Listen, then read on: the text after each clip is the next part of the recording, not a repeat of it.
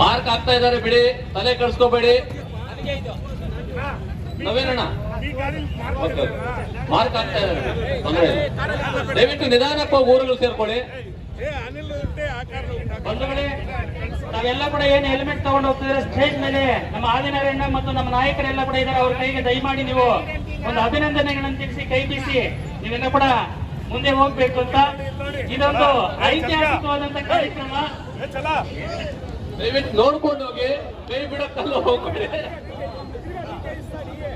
ದಯವಿಟ್ಟು ಆರಾಮಾಗಿ ಹೋಗ್ಬೇಕು. ಏನ್ ನೀವು ತಗೊಂಡಿದ್ದೀರಾ ನಮ್ಮ ಆದಿನಾರಾಯಣ ಅವ್ರಿಗೆ ಖುಷಿ ಪಡಿಸಿದೆ. ಈ ಕಾರ್ಯಕ್ರಮ ಅಂತೂ ಬಹಳಷ್ಟು ಸಕ್ಸಸ್ ಆಗಿದೆ. ಇದೇ ರೀತಿ ಎಲ್ಲರೂ ಮನೆಗಳು ಸೇರ್ಕೋಬೇಕು.